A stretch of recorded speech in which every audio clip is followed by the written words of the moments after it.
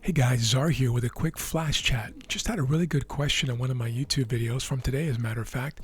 It was a zone break video and a zone break trade. And the question was, it would be useful to see cases where the zone break trade doesn't work out or it loses money. And quite frankly, sometimes that does happen, of course, and there are losing trades on my videos, as you know. As a matter of fact, this month, earlier in April, there were a video with two back-to-back trades, but they weren't zone breaks, they were zone reversals, which does have a lower win rate than zone breaks, in my experience. Now, the truth is, I have a very serious list of criteria that I look for and that I insist upon before taking a zone break trade. So the reality is, most of them work out for me. I would venture to say 85 to 90 some odd percent end up working out. And the reason is because of the list.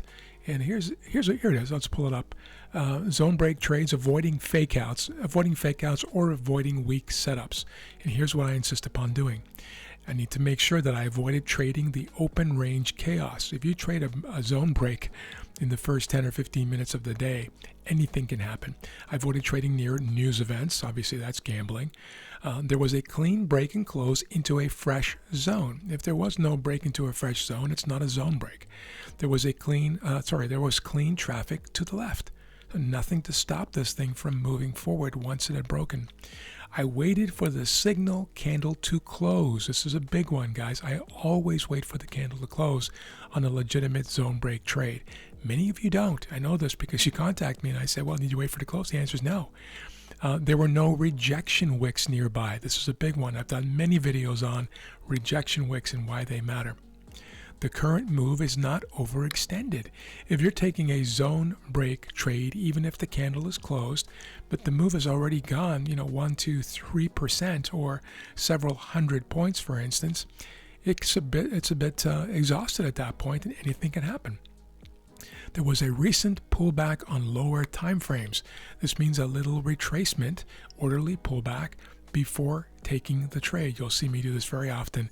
So maybe the zone break happened on a 30-minute chart, but you'll see me wait for that pullback, in other words, an upper wick or a lower wick, on the 3-minute chart or the 2-minute or the 1-minute chart before taking the trade. That's a resourceful and a strong structure to enter a trade.